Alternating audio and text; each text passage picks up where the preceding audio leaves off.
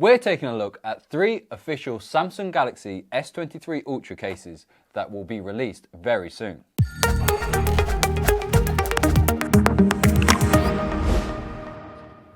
First of all, let's take a look at the official silicone case from Samsung. Now, there's 5 different colours for the silicone case this year.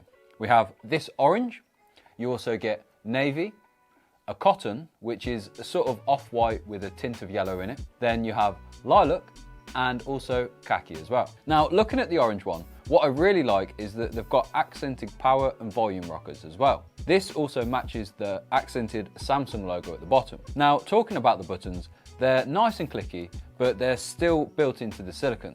So they're not as clicky as a floating button that you'll get on the leather cases. Other than that, the cameras are all individually cut out.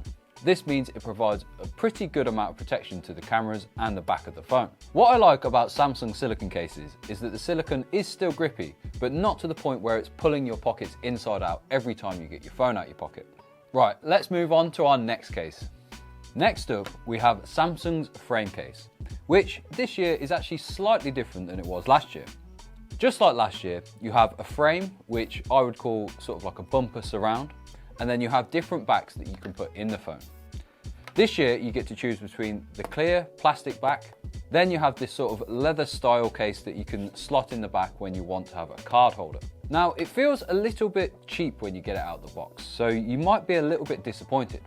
However, the leather style back has this lovely microfiber lining and the back feels pretty good too. Thankfully, now I've took the plastic back off the phone and put in the leather style one, it does feel slightly better. So I think if you're in the market for this case, you're probably going to want to keep this one on all the time. Other than that, the frame on it has these nice floating buttons. They're pretty clicky, however they are just made out of plastic, so not the best feeling in the world. Now, as you can see, you can easily fit one card in the back slot of this phone. However, any more than this and I would think you would struggle to get them out. What I do like though is that even though the cameras are raised up, Samsung have thought about this, and the back section of this case comes above them so they don't get in the way when you're pulling your card in and out of the case. Overall, I'm not a massive fan of this case. The size of it feel a little bit cheap for my liking, and even though I do like the back cover, I don't think I can forgive the sort of smushy buttons that it has and the plasticky frame. So last up, we've got the clear gadget case, which is brand new for this year. So now we've got it out of the box, let's see what it's all about. First of all, on the back, you'll see that it has this sort of button on.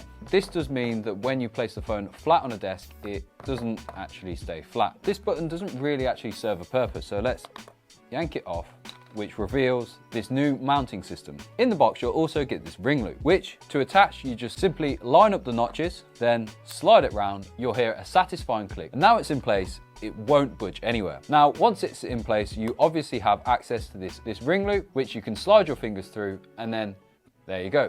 You're not dropping your phone anymore. I will say it does stick out from the case quite a lot.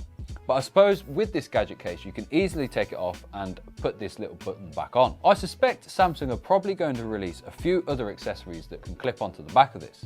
So watch this space. Now, this whole system seems reminiscent of Apple's MagSafe, where you can slap things like wallets, power banks and other things to the back of the phone. So I suspect Samsung and maybe some other retailers are going to release some accessories that can clip onto the back of this. Now, looking at the rest of the case, I will say I'm a little bit disappointed with it. Even though the buttons feel clicky, just like the frame case, they are just made of plastic, so they feel a little bit cheap. Then, because the rest of the case is just this hard plastic, it just attracts fingerprints and looks a little bit grubby. That said though, it will easily protect your phone, and thanks to its individual camera cutouts as well, your cameras will be safe too. So there you go, our first look at the S23 Ultra cases. Out of the 3, I would say the gadget one is probably my favourite. I'm not a huge fan of silicone, even though this one does feel premium, and I'm quite interested to see where Samsung take this whole gadget accessory lineup too. Stay tuned for more official cases coming soon, and our S23 Ultra screen protector installation too.